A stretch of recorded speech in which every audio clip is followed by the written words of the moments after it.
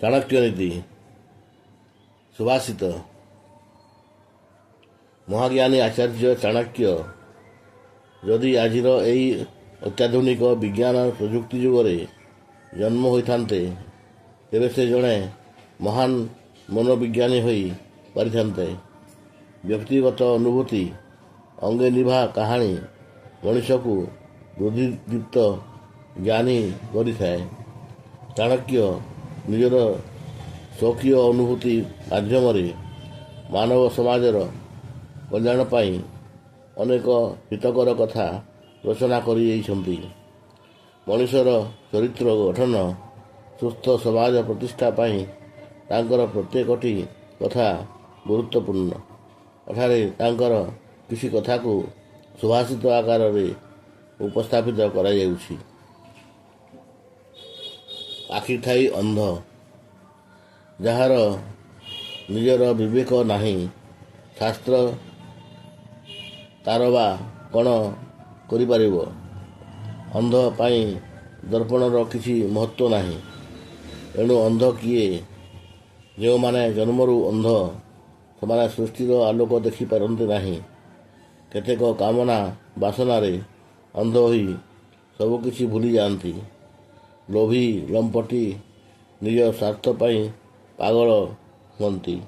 ସେମାନଙ୍କ ଆଖିରେ ସ୍ୱାର୍ଥର ପରଳ ଘୋଟିଥାଏ। କେତେକ ନିଶାରେ ଅନ୍ଧ ହୁଅନ୍ତି, ସତ୍କର୍ମ ଛାଡ଼ି ପାପାସକ୍ତ ହୁଅନ୍ତି। ଏମାନେ ସମସ୍ତେ ଆଖି ଥାଉ ଥାଉ ଅନ୍ଧ ନୁହେଁ ତ ଆଉ କ'ଣ? ପାପୀ କିଏ? ଦଣ୍ଡ ପାଉଛି କିଏ? ରାଜା ନିଜ ରାଜ୍ୟରେ ପାପ ପାଇଁ ଦଣ୍ଡ ଭୋଗିଥାଏ। ପୁରୋହିତ ରାଜାଙ୍କ ପାପର ଦଣ୍ଡ ପାଏ। ପତ୍ନୀ ନିଜ ପତିର ପାପର ପ୍ରାୟଶ୍ଚିତ କରିବାକୁ ବାଧ୍ୟ ହୁଏ। ଶିଷ୍ୟ ନିଜ ଗୁରୁଙ୍କ ପାପର ଦଣ୍ଡ ଭୋଗ କରିଥାଏ। ଏହି ଅନୁସାରେ ପାପ କରେ ଜଣେ ତ ଦଣ୍ଡ ପାଏ ଆଉ ଜଣେ। ସମସ୍ତେ ଯଦି ସଚେତନ, କର୍ମଠ, ସତ୍ୟବାଦୀ ହୁଅନ୍ତେ, ତେବେ ହୁଏତ ସମାଜରେ ବିରାଟ ପରିବର୍ତ୍ତନ ଆସନ୍ତା। ସମସ୍ତଙ୍କୁ ବଶରେ ରଖ। ସମସ୍ତଙ୍କୁ ବଶ କରିବା କ'ଣ ସହଜ କଥା? ତେବେ ଜଣଙ୍କର ଦୁର୍ବଳତା କେଉଁଠି, କେଉଁ କ୍ଷେତ୍ରରେ ରହୁଛି, ତାହା ଜାଣି ସେ ଦିଗରେ ତାଙ୍କର ସହାୟତା କରିପାରିଲେ ସେ ବଶୀଭୂତ ହୋଇଥାଏ। ଯାହା କହିଲେ ରକ୍ଷା କରିବାକୁ ଆଗେଇ ଆସିଥାଏ। ଅହଙ୍କାରୀକୁ ହାତ ଯୋଡ଼ିଲେ ବଶ ହୁଏ। ମୂର୍ଖକୁ ତା ଇଚ୍ଛାରେ କାମ କରିବାକୁ ଛାଡ଼ିଦେଲେ, ପଣ୍ଡିତଙ୍କୁ ସତ୍ୟ କଥା କହି, ବିଦ୍ୱାନଙ୍କ ବିଦ୍ୟାରେ ପ୍ରଶଂସା କରି, ନାରୀକୁ ଲୋଭ ଦେଖାଇ ବଶୀଭୂତ କରାଯାଇପାରେ। ଭଲମନ୍ଦ, ଖରାପ ଲୋକ ଏ ସଂସାରରେ ନ ରହିଲେ ଭଲ। ଖରାପ ଲୋକ ନ ରହିଲେ ଖରାପ କାମ ହୁଅନ୍ତା ନାହିଁ। ମନ୍ଦ ରାଜା ହେବା ଅପେକ୍ଷା ରାଜା ନ ହେବା ଭଲ। ଖରାପ ବନ୍ଧୁ ହେବା ଅପେକ୍ଷା ବନ୍ଧୁ ନ ହେବା ଭଲ। ମୂର୍ଖ ଶିଷ୍ୟ ଅପେକ୍ଷା ପଢ଼ୁଆ ଶିଷ୍ୟ ଭଲ। ଖରାପ ସ୍ତ୍ରୀ ଅପେକ୍ଷା ଆଦୌ ବିବାହ ନ କରିବା ଭଲ। ସମସ୍ତେ ନିଜ ନିଜ ପାଇଁ ସୁନ୍ଦର, ସ୍ୱାସ୍ଥ୍ୟବାନ, ସୁଗୁଣ ସମ୍ପନ୍ନ ବନ୍ଧୁଟିଏ ଖୋଜି ନେବା ଦରକାର। ଭଲ ବନ୍ଧୁ ନ ମିଳିଲେ ଏକା ଏକା ଏକ ଲକ୍ଷ୍ୟ ପରି ଆଗେଇ ଚାଲିବା ଉଚିତ। ରାଜା ପଥଭ୍ରଷ୍ଟ ହେଲେ ରାଜ୍ୟର ଅବସ୍ଥା ଶୋଚନୀୟ ହୋଇପଡ଼େ। ଖରାପ ବନ୍ଧୁଠାରୁ କେବେ ଭଲ ଆଶା କରାଯାଇ ନପାରେ। ଖରାପ ସ୍ତ୍ରୀ ଥିଲେ ଘରେ ଶାନ୍ତି ରହେ ନାହିଁ। ଖରାପ ଶିଷ୍ୟ ଗୁରୁଙ୍କୁ ସମ୍ମାନ ଦେଇନଥାଏ। ଯାହାକୁ ଯାହା କରିଛି ଦଇବ, ତହୁନି କି ତାହା ଅନ୍ୟଥା ହୋଇବ। ଯିଏ ମନ୍ଦ ସିଏ ମନ୍ଦ, ଯିଏ ଭଲ ସିଏ ଭଲ। ଭଲକୁ କେହି ମନ୍ଦ କରିଦେଇପାରେ, ମାତ୍ର ମନ୍ଦକୁ ଭଲ କରିବା ସମ୍ଭବପର ନୁହେଁ। ଦୁଇ ଜଣଙ୍କ ମଧ୍ୟରେ ତୃତୀୟର କ୍ଷତି। ଦୁଇ ଜଣଙ୍କ କଳିରେ ତୃତୀୟର ଲାଭ ହୁଏ ବୋଲି କୁହାଯାଏ। ମାତ୍ର ଏଠାରେ ଦୁଇ ଜଣଙ୍କ ମଧ୍ୟକୁ ଗଲେ ତୃତୀୟ ଜଣକ କିପରି କ୍ଷତିର ସମ୍ମୁଖୀନ ହୋଇଥାଏ, ତାହା କୁହାଯାଇଛି। ଦୁଇ ଜଣ ବ୍ରାହ୍ମଣ ଠିଆ ହୋଇଥିଲେ। ସେମାନଙ୍କ ମଝିକୁ ଯିବ ନାହିଁ। ବ୍ରାହ୍ମଣର କ୍ରୋଧ ବହୁତ। ହଠାତ୍ ରାଗିଯାଇ ସେ ଅଭିଶାପ ଦେଇପାରେ। ସ୍ୱାମୀ ସ୍ତ୍ରୀ ବସି ଏକାନ୍ତରେ କଥା ହେଉଥିଲେ ସେଠାକୁ ଯିବ ନାହିଁ। ସେମାନେ ନିଜ ନିଜ ମଧ୍ୟରେ ତାଙ୍କ ଦାମ୍ପତ୍ୟ ଜୀବନ ସମ୍ପର୍କରେ ଆଲୋଚନା କରୁଥାଇ ପାରନ୍ତି। ତୃତୀୟର ଉପସ୍ଥିତିକୁ ସେମାନେ କେବେ ସହିପାରିବେ ନାହିଁ। ହଳବଳଦଙ୍କ ମଝିକୁ ଗଲେ ଆଘାତ ଲାଗିବା ସ୍ୱାଭାବିକ। ଏଣୁ ବୁଦ୍ଧିମାନ ଲୋକେ ସେମାନଙ୍କ ମଧ୍ୟକୁ ଯିବା ଉଚିତ ନୁହେଁ, ଯେଉଁମାନଙ୍କ ଦ୍ୱାରା କ୍ଷତିଗ୍ରସ୍ତ ହେବାକୁ ପଡ଼ିପାରେ। ଏମାନଙ୍କ ପାଦ ଛୁଅଁନା। ଅଗ୍ନି, ବ୍ରାହ୍ମଣ, ଗୁରୁ, କୁଆଁରୀ କନ୍ୟା, ବାଳକ, ବୃଦ୍ଧ ଏମାନଙ୍କ ପାଦ ଛୁଇଁବା ଉଚିତ ନୁହେଁ। ଅଗ୍ନିକୁ ଛୁଇଁଲେ ଜଳିଯିବାକୁ ହୋଇଥାଏ। ବ୍ରାହ୍ମଣ ଓ ଗୁରୁଙ୍କ କ୍ରୋଧ ଖୁବ୍ ଖରାପ। ସେମାନଙ୍କୁ ଆଦର କଲେ, ଭକ୍ତି କଲେ ଜ୍ଞାନ ମିଳେ। କୁଆଁରୀ କନ୍ୟା, ବାଳକ ଭଗବାନଙ୍କ ଅଂଶ ସ୍ୱରୂପ। ଯେଉଁମାନେ ନମସ୍ୟ, ପୂଜନୀୟ ତଥା ଶ୍ରଦ୍ଧା ଆଦରର ଯୋଗ୍ୟ, ସେମାନଙ୍କ ପାଦ ଛୁଇଁବା ଉଚିତ ନୁହେଁ। ଦୁଷ୍ଟଠାରୁ ଦୂରେଇ ରୁହ। ହାତୀଠାରୁ 1000 ହାତ ଦୂରରେ, ଘୋଡ଼ାଠାରୁ 100 ହାତ ଦୂରରେ, ସିଂହ ଥିବା ପଶୁଙ୍କଠାରୁ 10 ହାତ ଦୂରରେ ରହିଲେ ନିଜକୁ ସୁରକ୍ଷିତ ରଖିହେବ। କିନ୍ତୁ ଦୁଷ୍ଟ ଲୋକଠାରୁ ସମ୍ପୂର୍ଣ୍ଣ ଦୂରେଇ ନ ଗଲେ, ସେ ରହୁଥିବା ସ୍ଥାନ ଛାଡ଼ି ଚାଲି ନ ଗଲେ କେବେ ନା କେବେ ସେ ବିପଦର କାରଣ ବନିଯାଇପାରେ। ଯାହାକୁ ଯେମିତି। ହାତୀକୁ ଅଙ୍କୁଶରେ, ଘୋଡ଼ାକୁ ଚାବୁକରେ, ସିଂହ ଥିବା ପ୍ରାଣୀଙ୍କୁ ଠେଙ୍ଗାରେ, ଦୁର୍ଜନକୁ ଖଣ୍ଡାରେ ଦଣ୍ଡ ଦେବା ଆବଶ୍ୟକ।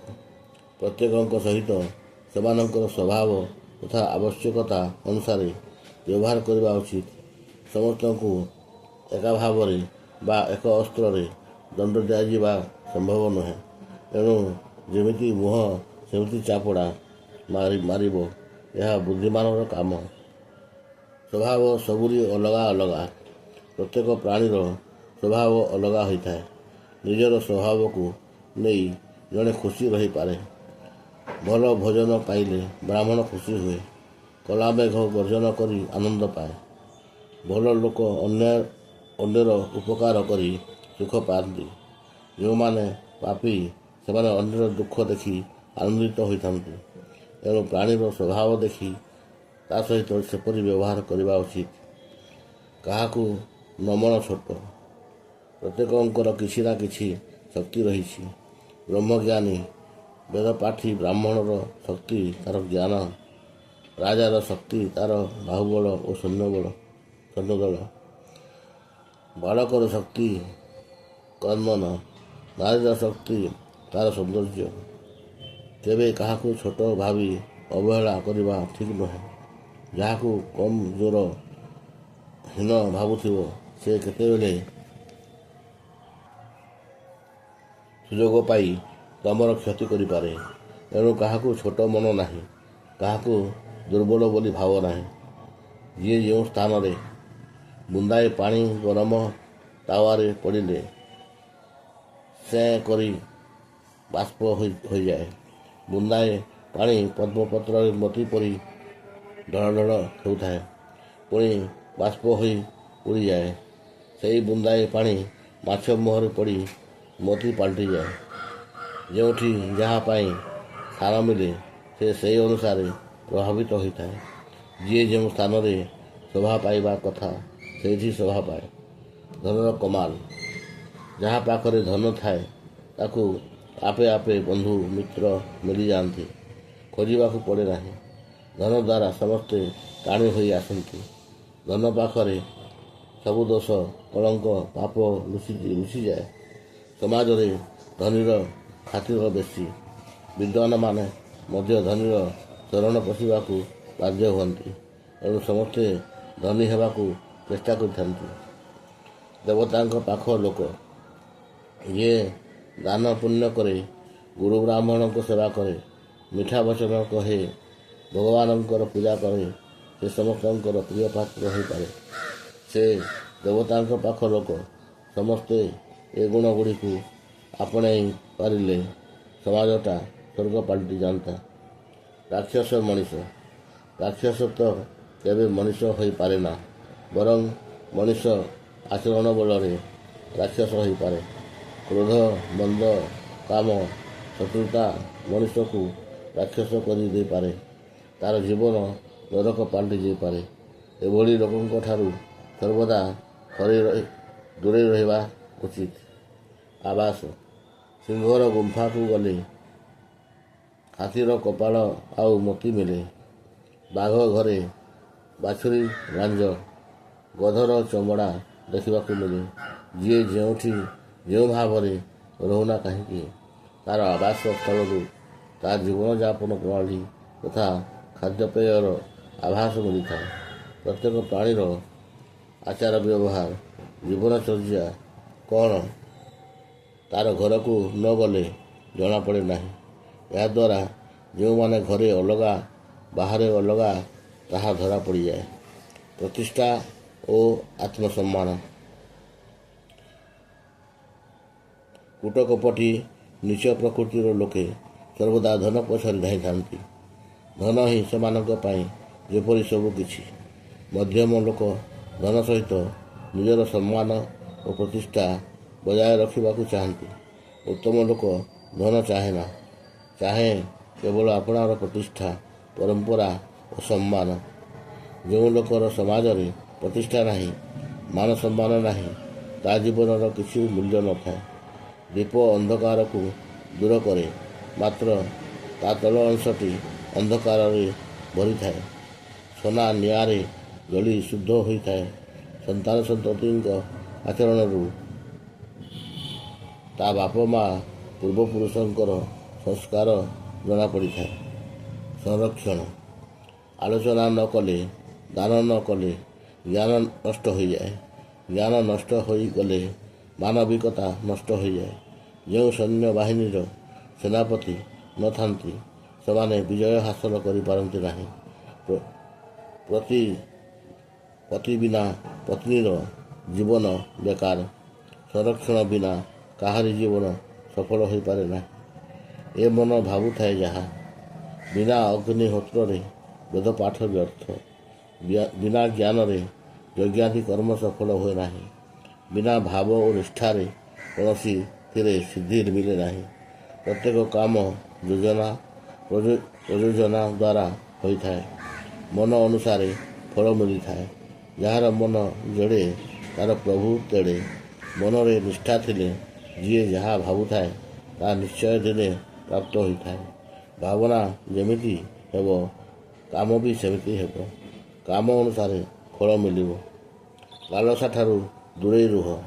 ଶାନ୍ତିଠାରୁ ବଡ଼ ତପ ନାହିଁ। ଧୈର୍ଯ୍ୟ ଓ ସନ୍ତୋଷ ଠାରୁ ବଡ଼ ସୁଖ ନାହିଁ। ଲାଲସା ଲୋଭଠାରୁ ବଡ଼ ରୋଗ ନାହିଁ। ଦୟା ଠାରୁ ଆଉ କିଛି ବଡ଼ ଧର୍ମ ନାହିଁ। ସଂସାରରେ ଲୋକ ଦୟା, ଧର୍ମ, ଶାନ୍ତି, ଧୈର୍ଯ୍ୟକୁ ଆପଣେଇବା ଏକାନ୍ତ ଆବଶ୍ୟକ। ସ୍ୱର୍ଗ ପ୍ରାପ୍ତି ପାଇଁ ଏସବୁ ମାଧ୍ୟମ ଅଟେ। ଲାଳସାଠାରୁ ଦୂରେଇ ରହିବା ଦରକାର। ଯେବେ ଭଲ ଗୁଣ ଥାଉ ପଛକେ, ଲୋଭ ଓ ଲାଳସା ସବୁ କିଛିକୁ ନଷ୍ଟ କରିଦେଇଥାଏ। ଜ୍ଞାନୀ ଲାଳସାର ବଶବର୍ତ୍ତୀ ହେଲେ ତା ଜ୍ଞାନର ଆଦର ରହେ ନାହିଁ। ଧନୀର ଧନ ଲାଳସା ତାକୁ ଧ୍ୱଂସ ପଥକୁ ଟାଣିନିଏ। ସବୁଠାରୁ ବଡ଼ ସୁଖ। କ୍ରୋଧ ଯମରାଜାଙ୍କ ସ୍ୱରୂପ। କ୍ରୋଧୀ ମଣିଷ କେବେ ବି ଜୀବନରେ ଶାନ୍ତି ପାଇପାରେ ନାହିଁ। ସୁଖଠାରୁ ଅନେକ ଦୂରରେ ରହେ। କ୍ରୋଧ ଦିନେ ତା'ର ମୃତ୍ୟୁର କାରଣ ହୋଇଥାଏ। ତୃଷ୍ଣା ବୈତରଣୀ ନଦୀ, ଏହାର ଅନ୍ତ ନାହିଁ। ବିଦ୍ୟା କାମଧେନୁ ଗାଈ ସଦୃଶ।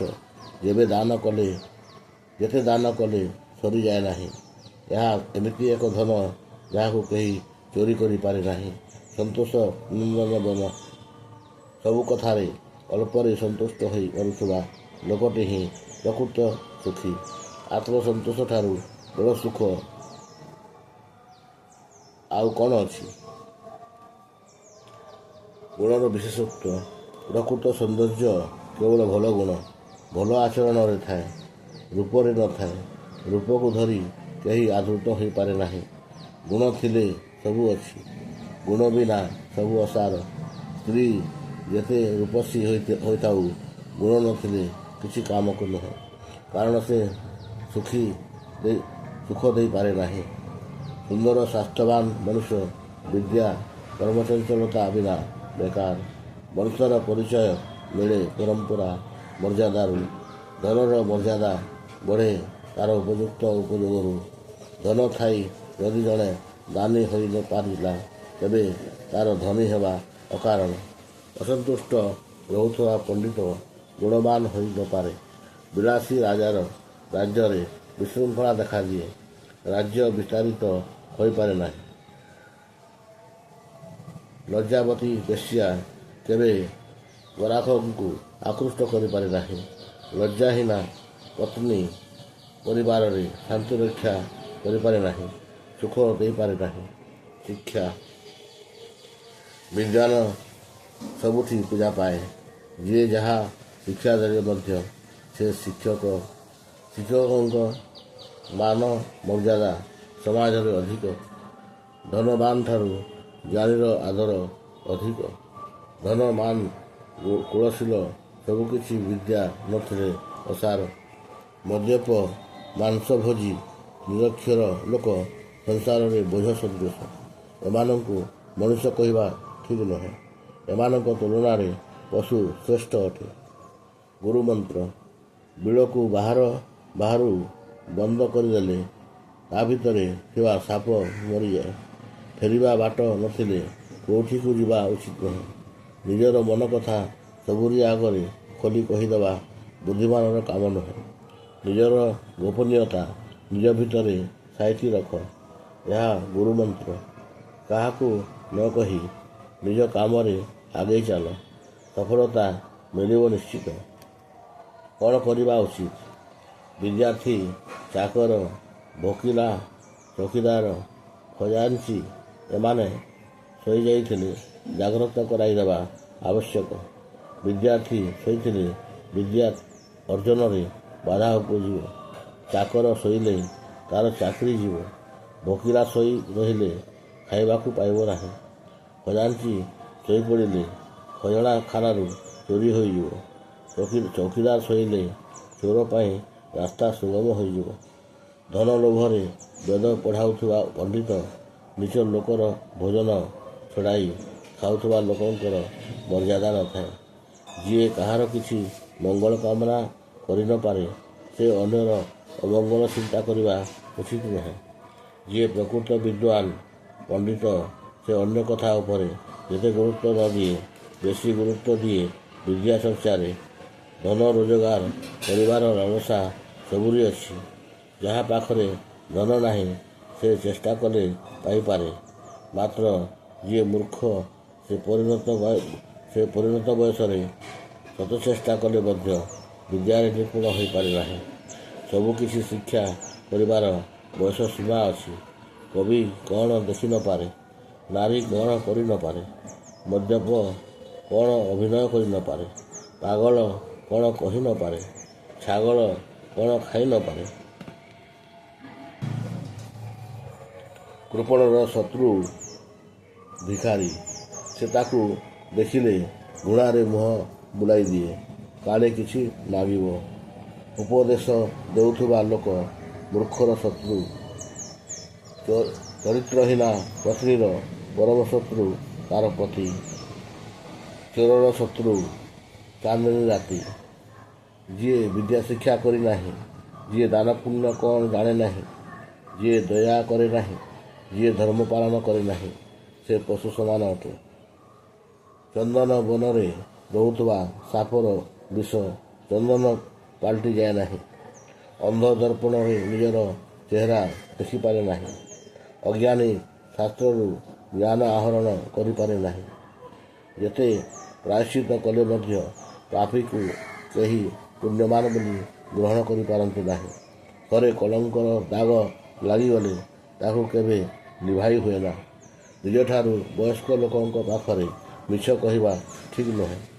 ରାଜାଙ୍କ ପାଖରେ ମିଛ କହିଲେ ଦଣ୍ଡ ମିଳିଥାଏ। ଶତ୍ରୁ ସହିତ ଧୋକା କଲେ ଧନ ନାଶ ହୁଏ। କାହାକୁ ମିଛ କହି କାମ ହାସଲ କରିବା ଠିକ୍ ନୁହେଁ। ମିଛ ଧରା ପଡ଼ିଯାଏ ଦିନେ ନିଜର ଜାତି ବନ୍ଧୁ କୁଟୁମ୍ବ ଭାଇ ବିରାଦରଙ୍କ ଆଗରେ ଛୋଟ ହୋଇ ରହିବା ଅପେକ୍ଷା ଏକାନ୍ତରେ ରହିବା ଭଲ। ବ୍ରାହ୍ମଣ ଏକ ବୃକ୍ଷ ସଦୃଶ। ଏହାର ମୂଳ ତପ, ଡାଳ ସାଧନା, ଗଣ୍ଡି ନିଷ୍ଠା, ପତ୍ର ଧର୍ମ କର୍ମ, ଫୁଲ ଉତ୍ତମ ଆଚରଣ, ଫଳ ଜ୍ଞାନ, ବେଦମନ୍ତ୍ର। ସବୁ ପକ୍ଷୀ ସନ୍ଧ୍ୟାରେ କୌଣସି ବୃକ୍ଷରେ ଆସି ମିଳିତ ହୁଅନ୍ତି, ରାତ୍ରି ଯାପନ୍ତି, ସକାଳ ହେଲେ ନିଜ ନିଜ କର୍ମରେ ବାହାରି ଯାଆନ୍ତି। ଏ ସଂସାରଟା ମଧ୍ୟ ପ୍ରାଣୀଙ୍କ ପାଇଁ ଏକ ଆବାସସ୍ଥଳ।